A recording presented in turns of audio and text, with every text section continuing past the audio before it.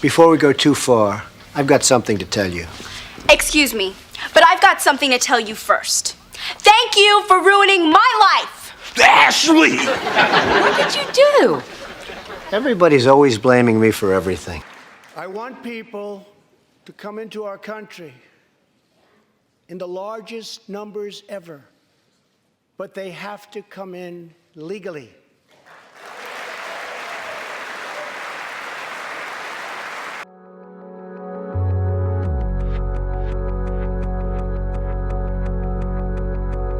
That the Trump administration is now launching a global campaign to stop countries around the world from criminalizing homosexuality, especially countries where being gay can lead to the death penalty. The Donald. Wow. There's a complicated fella. And as one journalist once said to me, is he the political Sex Pistol? Well, in a way, in terms of but what I dislike is the left-wing media in America are trying to smear the bloke as a racist, and that's completely not true. There's many, many problems with him as a human being, but he's not that. And there just might be a chance that something good will come out of that situation because he terrifies politicians. I mean, you live... And this is joy to behold. Right. I mean, that very much is the Sex Pistols thing, anti-establishment. He is the absolutely archetypal anti-establishment character in politics. Dare I say, a possible friend. They're racist, sexist, homophobic, xenophobic, Islamophobic, you name it. So that basket of deplorables statement, I think, was a watershed. Of course, it echoed a similarly controversial statement that Barack Obama had made in the 2008 campaign. He allowed that the people who were working class and ought to have been natural Democratic voters are clinging to their guns and their religion. She doesn't understand that she's talking about her fellow countrymen and women. And she's talking about them with such disdain. You're not having a terrible, terrible dream. Also, you're not dead and you haven't gone to hell. This is your life now. This is our election now. This is us. This is our country. It's real. So one of the interesting things about the 2016 election is the amount of support that Trump got from working class, typically Democratic constituencies, from labor unions, from voters in Pennsylvania and Michigan and Wisconsin, constituencies which voted for Obama in 2008 and 2012 and ended up voting for Trump in 2016. My name's Joseph Arengia. You're at my business, which is Joe's Gym in Erie, Pennsylvania. Okay, Erie, Pennsylvania is a city on the Great Lake Erie, and it's really nice about 7 months a year. The other 5 months, sometimes it's hell. Erie is a good microcosm of understanding how America went from supporting Barack Obama twice to Donald Trump. Job losses and population have really just bled throughout that area. And people turned around and looked at their community and said, you know what, it's worth saving. And that's the guy that's going to do it. Because he showed up and asked for our vote. He showed up and said, I see what's happening here, and I'm going to make a difference. They hadn't heard that for a very long time. A lot of people in Michigan that are planning to vote for Trump, they're not racist and rednecks, they're actually pretty decent people. Donald Trump came to the Detroit Economic Club and stood there in front of the Ford Motor executives and said, if you close these factories as you're planning to do in Detroit and build them in Mexico, I'm going to put a 35% tariff on those cars when you send them back, and nobody's going to buy them. It was an amazing thing to see. No politician, Republican or Democrat, had ever said anything like that to these executives. And it was music to the ears of people in Michigan and Ohio and Pennsylvania and Wisconsin, the Brexit states. You live here in Ohio, you know what I'm talking about. Because he's saying the things to people who are hurting. And it's why every beaten down, nameless, forgotten working stiff who used to be part of what was called the middle class loves Trump. He is the human Molotov cocktail that they've been waiting for. The human hand grenade that they can legally throw into the system that stole their lives from them. And on November 8th, Election Day, although they've lost their jobs, although they've been foreclosed on by the bank, next came the divorce, and now the wife and kids are gone. The car's been repoed. They haven't had a real vacation in years. They're stuck with the shitty Obamacare bronze plan where you can't even get a fucking Percocet. They've essentially lost everything they had, except one thing. The one thing that doesn't cost them a cent and is guaranteed to them by the American Constitution, the right to vote. They might be penniless, they might be homeless, they might be fucked over and fucked up. It doesn't matter, because it's equalized on that day. A millionaire has the same number of votes as the person without a job. 1. And there's more of the former middle class than there are in the millionaire class. So on November 8th, the dispossessed will walk into the voting booth, be handed a ballot, close the curtain, and take that lever, or felt pen or touchscreen, and put a big fucking X in the box by the name of the man who has threatened to upend and overturn the very system that has ruined their lives. Donald J. Trump. They see that the elites who ruined their lives hate Trump. Corporate America hates Trump. Wall Street hates Trump. The career politicians hate Trump. The media hates Trump after they loved him and created him, and now hate him. Thank you, media. The enemy of my enemy is who I'm voting for on November 8th. Yes, on November 8th, you, Joe Blow, Steve Blow, Bob Blow, Billy Bob Blow, all the blows, get to go and blow up the whole goddamn system because it's your right. Trump's election is going to be the biggest fuck you ever recorded in human history. And it will feel good. The people of Pennsylvania, and in particular, our friends in Erie, we're going to bring back our jobs to the United States. Yeah, I do hear this argument. This is a proto-Nazi, this is a kind of fascist development in American society. One must stand in opposition to it.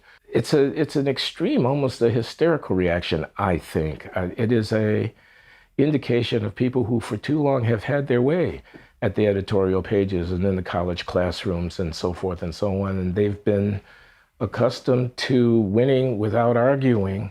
The sky is not falling, I want to say to those people. Rather, the tectonic plates of American politics are shifting. They're shifting in ways that people whom you would rather not hear from are now having a voice. Some of those people don't agree with your presuppositions. Populism is one of those words that's often used as an insult. It's implied that you're trying to appeal to the basest instincts of the masses, that you're appealing to the lowest common denominator. And that's why populism as a word has become so popular in a way. It's a very convenient tool to discredit your opponent's arguments. And the one word most often used to discredit these voters? Racist. I've got 4 biracial grandchildren. I love them to pieces. It has nothing to do with racism. I used to live in the ghetto on the east side. Half my friends were African Americans. This is the guys we played with. And they come up with this race thing all the time. Knock it off. She's the beautiful biracial model who dated President Trump for 2 years. I didn't hide my race from Donald Trump. He knew, Cara told today's New York Times. He would say, "You're like Derek Jeter," and I would say, "Exactly." I never heard him say a disparaging comment towards any race of people. Trump was not a racist. I would never go out with anybody that was a racist. Of course not. That's crazy. What Biden said, that the president called white supremacists fine people. Is that what really happened? That's exactly not what happened. And you can go and you can look up the full speech of what Trump said. He specifically said, "I am not speaking about white supremacists or Nazis." So this is not a legitimate issue at all. But you also had people that were very fine people on both sides. And I'm not talking about the neo-Nazis and the white nationalists, because they should be condemned totally. But you had many people in that group other than neo-Nazis and white nationalists, okay? And the press has treated them absolutely unfairly. And what's really bizarre is that Joe Biden, of all people, would use this as a way to launch his campaign. This is a man who was mentored by Robert Byrd, a literal KKK member. This is a man that said that black people should remain segregated in 1972 because it's what we wanted. Black support for Donald Trump has doubled since he stepped into office. Black Americans are waking up. We are tired of people issuing an emotional response to Donald Trump. We want people to offer policies that are going to fix our community. The African American community has been let down by our politicians. They talk good around election time, like right now, and after the election, they said, see you later, I'll see you in 4 years. Young black leadership, and it's the summit, and to have you here is truly my privilege. He hugged me, and he's wearing the Make America Great Again cap, and he said, this cap, I feel like Superman.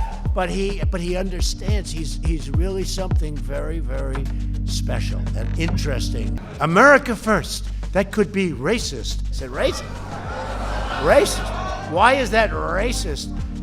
Here we are. I think, does everybody in this room agree? You're living in America. America first, right? You're here. Racist. I interviewed a woman named Liz Croykin, and she said, I covered Trump for 10 years when he was in New York. I'm an entertainment reporter, she said. It is my job to find dirt on people. I never heard he was a racist. I never heard he was a fascist. I never heard he was a homophobe until he ran for president. In fact, she said, blacks used to embrace Donald Trump. Oh, that was so then. Now, despite all of the trashing, Pew Research estimates that ABC, NBC, CBS gave President Trump 91% negative coverage. My goodness. And still, his poll numbers are as high as they've ever been in his presidency. That must be frustrating for a lot of people. I know one gentleman, person of color, who's probably pretty happy about it. Give my remarks to all of the Trump haters, all of the Hillary Clinton supporters, all of the people that said that my Trump was gonna lose. So I say to you this morning, the day after the election,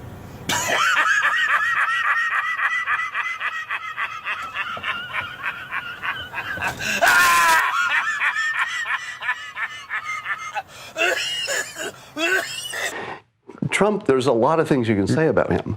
But what Clinton has finally jumped on that was sort of late in the process, because she was fighting Bernie and that was a different fight.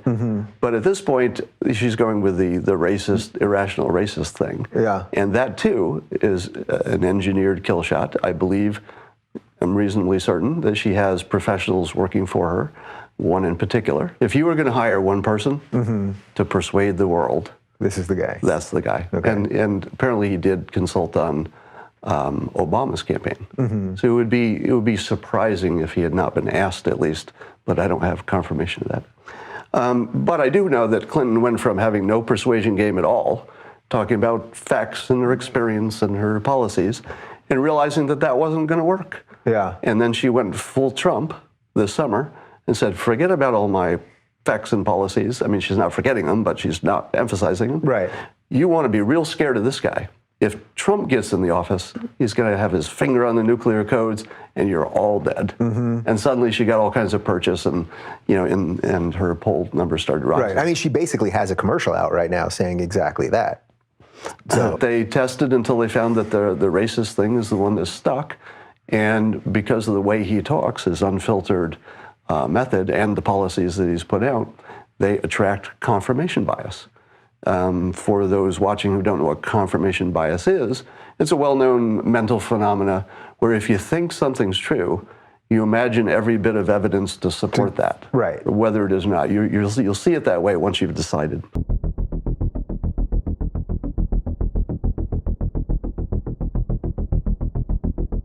We have a situation where we have our inner cities, African Americans, Hispanics, are living in hell.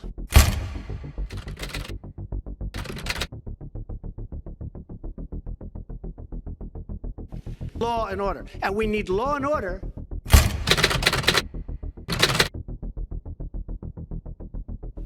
in the inner cities, because the people that are most affected by what's happening are African American and Hispanic people. And it's very unfair to them what our politicians are allowing to happen. I don't know Miss Owens. I'm not going to characterize her. I'm going to let her own words do the talking. So I'm going to play for you the first 30 seconds of a statement she made about Adolf Hitler. I agree. I actually don't have any problems at all with the word nationalism. I think that it gets, the definition gets poisoned. Would you like time to respond to that? Yes, I think it's pretty apparent that Mr. Liu believes that black people are stupid and will not pursue the full clip in its entirety. He purposely presented an extracted clip. The witness will suspend for a moment. It is not proper to refer disparagingly or to a member of the committee. The witness will not do that again. Witness may continue. Witness may not refer to a member of the committee as stupid. I didn't refer to him as stupid. That's not what I said. That's not what I said at all. You didn't listen to what I said. May I continue? Please. As I said, he is assuming that black people will not go pursue the full 2-hour clip. And he purposefully extracted, he cut off, and you didn't hear the question that was asked of me. He's trying to present as if I was launching a defense of Hitler in Germany, when in fact, the question that was asked of me was pertaining to whether or not I believed that Hitler was whether or not I believed in nationalism, and that nationalism was bad. And what I responded to was that I do not believe that we should be characterizing Hitler as a nationalist. He was a homicidal, psychopathic maniac that killed his own people. A nationalist would not kill their own people. That is exactly what I was referring to in the clip, and he purposely wanted to give you a cut-up similar to what they do to Donald Trump to create a different narrative. That was unbelievably dishonest, and he did not allow me to respond to it, which is worrisome and should tell you a lot about where people are today in terms of trying to drum up narratives. By the way, I would like to also add that I work for Prager University, which is run by an Orthodox Jew. Not a single Democrat showed up to the embassy opening in Jerusalem. I sat on a plane for 18 hours to make sure that I was there. I'm deeply offended by the insinuation of revealing that clip without the question that was asked of me. If rational thinking and logic existed, there would only be one religion. We would all just figure it out. There would be mostly people all on one side in these political events. Not every time it's about 50-50. Right. What are the odds of that, right? Yeah. Like thinking we're a real thing, like we're really, taking the right data and making the right decisions. People would mostly be on the same side in these political questions. Even if it's 75-25, it would be overwhelmingly, on one side. But they're not. You're looking at the people who are on the other side of a political debate and you're saying, why can't they see the logic, the rational arguments that are so clear to me? And the answer is always the same. You're an idiot. Yeah. But guess what? They're thinking they are too. Yeah. And they're having exactly the same thought with their set of confirmation bias, and they're so sure that they're right. So sure. If you talk to the average Clinton supporter about what they think of Trump, and this is something I've not seen in any other election, you'll see the person who dislikes Trump physically shake. Yeah. I've seen people talk about him and their hands shake. Like there's a lot of people. I mean, this is not just a few observations. It's common that people will spit and yell and shake. And that's because the racist claim sticks. It's not because they think his policies aren't as good. They prefer this approach. It has nothing to do with that. They think he's actually a racist. When Trump talks in these ways that offend the world, I, as a New Yorker, say, that's not offensive talk. That's just talk. Yeah. That's just how I talk. One of the things I had to learn to change when I moved to California is that when I talked like New York people talk, upstate or city, there's a bluntness that is offensive. When you see the president of the bank, I mentioned the word regulator. These guys come in, they run the banks. And I watched a general recently on television, and they said to him, what do you think about ISIS? Oh, ISIS is very tough. And I'm saying, first of all, why is a general on television? I don't want my generals on television. I heard Ted's a good debater. I said, he is a good debater, but he can't talk, okay? Bad talker. He's a good debater, bad talker. I don't want to talk about it. A couple of good paragraphs. And talking about northern New Jersey draws the prober's eye. Written by a nice reporter. Now the poor guy, you got to see this guy. Oh, I don't know what I said. Oh. He appeared to mock a reporter with a disability. Psychologists are actually dealing with people who are coming in crying and thinking that the world has exploded. And there's actually a good reason for it. So if you look at the result, it was a surprise to half of the country. So the people who were Trump supporters, even if they weren't sure he was going to win, what they got was a world that made sense to them. They thought all along he should win, and then when he did, even though it was surprising in the polls, their world was intact. Everything that they thought about the world seemed to be about right. They just thought other people were wrong. But if you were on the side that knew he couldn't win, that there's no way you were living in a country that this monster could possibly become our leader, and then you woke up and he was, that's a classic setup for cognitive dissonance. It's where you have to rewrite the script in your head to make sense of this new information. And here's what people don't do, because we're all human. So let me make this not a comment about just half of the country. Sure. It's a universal comment. We rarely rewrite the script in our head to say, you know, the best way to explain this is that I was a fucking idiot for 2 years, right? Nobody does that. Right. And there's nothing wrong with that. That's normal. I don't do it, you don't do it. Nobody does that. So they have to come up with a new script that explains their situation. And so I think they've come up with, my God, there are more racists in the country than we knew. They voted this guy in, and he must have had help from Russia, because there's no way this happens in a natural way, because my world wouldn't make sense if he could get elected just by having policies people like. Couldn't happen. So in that situation, these people are, I hate to use triggered, but it's a specific use of cognitive dissonance. Their world doesn't make sense, and they're trying to make sense of it, and it is an emotionally painful experience, which I have genuine sympathy for. Donald J. Trump is now President of the United States. President Obama is the ex-president. Mr. Trump, for the moment, steps away for the inaugural What a great address. honor to be able to introduce for the first time ever anywhere the 45th President of the United States of America. Nazi scum! Nazi scum! Nazi scum! Nazi scum! Nazi scum! Nazi scum! Nazi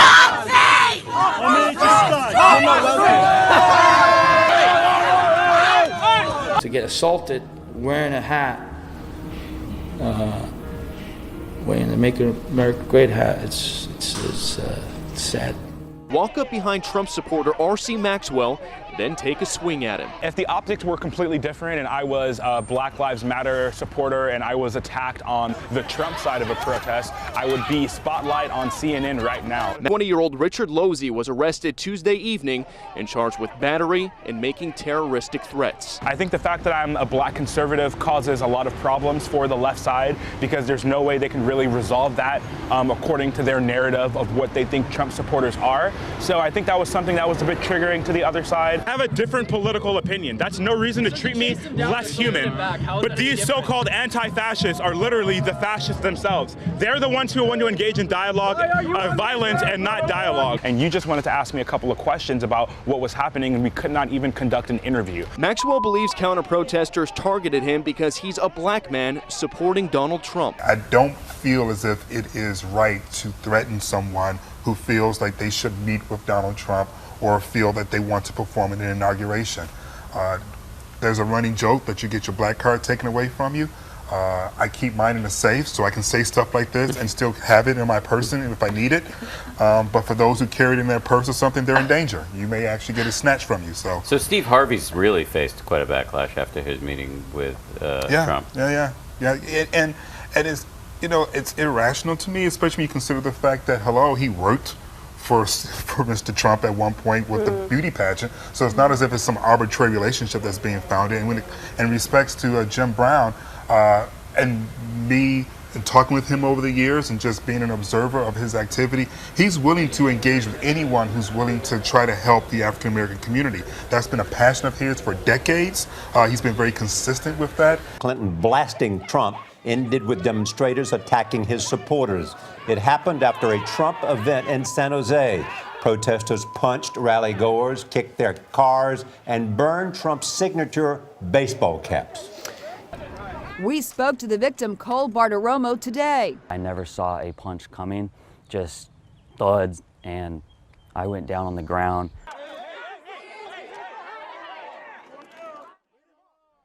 That was the scene last Saturday as supporters of President Donald Trump tried to get inside the Capitol to attend a rally. They were met by counter-protesters spreading a much different message.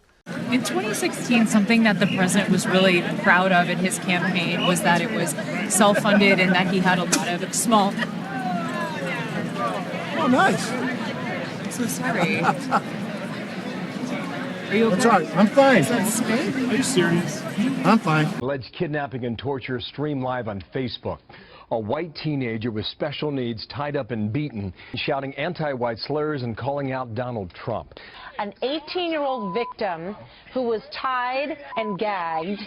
The suspects put a knife to his throat at different points in this video. They make him drink from the toilet. They shout expletives against white people and against the president-elect. This torture goes on for more than 30 minutes. Listen. Donald Trump, white people, boy. No. Goof. San Jose, as the crowd headed home, they were set upon. In the face with watermelon and raw eggs. Oh my God! She finds herself all alone and cornered. The crowd screaming obscenities, and no one came to her aid, not even the cops. Does your son ever ask you about your time with Donald Trump? He came around. He was there. He met Trump. He was hanging out with Trump. He was sitting like right next to him on the couch. This was way before he became president. Yeah, definitely. Yeah. Way before he became president. We don't need a mini Kanye situation here. No. It's political. Yeah. That's what I will say. The Trump I knew is nothing like what's going on now. He did a lot for my charities. He like made a point to really show the people that how good he thought I did on the show, and gave me some extra money for my charities, stuff that he didn't have to do. So I saw a different side. I don't like the way this stuff is going, right? But I like Donald Trump. You had this comment about Donald Trump where you really thought that he's, in his presidency and his attitude, and maybe for quite a while, he's been borrowing a lot from rap culture in his attitude. Yeah. And I actually can kind of see what you're talking about. Part of rap culture, which is I am the greatest, I'm the best, I'm the smartest, I'm the fastest. You know what I mean? And I can see the similarities there. But you know what it is? I think it comes from like that portion of your career where no one actually believes in it, and you have to have so much confidence for it to continue to exist. Right. Yeah. Right. This is what I heard. Somebody who was at the Michael Jackson concert in New York said that, various celebrities in New York, because it was the opening concert in New York, and there were all kinds of celebrities, very, very famous people coming in to be seated, and that when you were seated, you got the loudest applause. People stood up and roared and cheered when you walked in. Why is that? What is this fascination? I don't know why. I really don't know why. I wish I could pinpoint it. I wish I could really tell you why. But I think I've done a good job in New York, and I've done a charitable job in a sense, and Trump Tower has become such a success, and it's as you and I were discussing, it's become the #1 attraction in New York now, Trump Tower. Owns a casino in Atlantic City, and now he's going to put his name on a big piece of Eastern Airlines. Trump was creating a public persona, one that could be both funny and demeaning, arrogant and somehow in touch with the common man.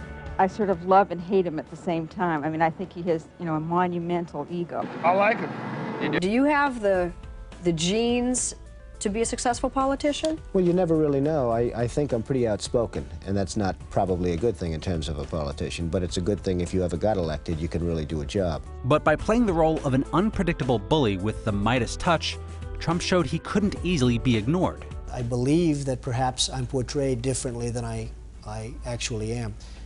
I believe I'm portrayed in a rougher sense than the actual product. And I hope that's true, because I hope the actual product is a lot more mellow than the portrayal. Austin, what's going on over here? Donald Trump is in a world he is not familiar with. Come out here. Hey, look at this! Donald Trump! Donald Trump! Donald Trump taking down Mr. Man! Oh, my God! The hostile takeover of Donald Trump on this. Oh, Lashley with a spear! Lashley with a spear! Will it be? Will it be? Yes, it is! Lashley wins! Lashley wins! So many ways that this country can straighten itself out, and we're not going about those ways. Cutting farm aid is not the appropriate thing. Cutting help for the homeless and help for the poor and welfare. Certain things can be done that really will mean big dollars to this country, and those things are not being done right now. On a lot of issues, he's quite pragmatic, and his team is getting up to speed. People like Secretary Tillerson are very smart people, Secretary Mattis, and so I think the uncertainty about the policies will go down. A year from now, we'll have a clear view, and I hope to have influenced that in a positive way. No issue better illustrates the divide between America's working class and America's political class than illegal immigration. Don't send your children through a bunch of smugglers. We don't even know how many of these kids don't make it and may have been waylaid into sex trafficking or killed because they fell off a train. We have no way of tracking that. Tolerance for illegal immigration is not compassionate. It is actually very cruel. Smugglers use migrant children as human pawns to exploit our laws and gain access to our country. So that is our direct message to the families in Central America. Do not send your children to the borders. If they do make it, they'll get sent back. More importantly, they may not make it. It's hard to forget that first look we got at the facilities where those children are staying, locked behind chain-link fences. And one of you asked the Verify team to fact-check a claim about whether those kinds of facilities are new. So they got to work, and Adam Longo brings us the results. Verify is here to fact-check the questionable claims that you see online, like this one that viewer Heather Darris saw about immigrant children apprehended at the border under the Obama administration. What we saw does track what we saw in pictures taken in secret days before. Kids in chain-link holding areas using foil blankets. Now, I was working in Arizona in 2014, and I covered this story myself, so I can verify, yes, under the Obama administration, unaccompanied minors were placed in facilities with chain-link fences. I hate the children being taken away. The Democrats have to change their law. That's their law. Sure, that's the children can be taken care of quickly, beautifully, and immediately. The Democrats forced that law upon our nation. I hate it. I hate to see separation of parents and children. That when Clinton's persuasion game went from very weak to non-existent to suddenly just weapons grade, when she started calling everything that Trump did dark. That's the work of a real expert. And I have some speculation about who that was. But for our purposes today, just say it was super good persuasion that was not like anything she'd done before. And that captured the thought that he's a monster, he's a racist, a xenophobe, everything you wanted to put in that one word captured.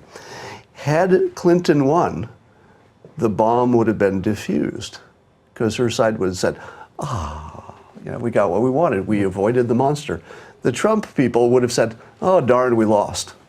It wouldn't have, thrown them for so much of a loop. This thought that there was this monster under the bed, people lived with that as a real thing for months. And then when it didn't go away, they had to continue living with it. So that was a setup. So to answer your question, how do you get out of it? Like, how do you cure it? I had predicted way back before Inauguration Day that we would see the following cycle, or story arc, if you will. That on Inauguration Day, it would be Hitler, Hitler, Hitler, marches in the street, and we saw that. And I said that after several months of him not doing Hitler things, people would say, all right, well, it's not as bad as we thought, he's not a Hitler, but he's incompetent, and there's chaos, and he's just not going to do things right, and maybe that's just as dangerous.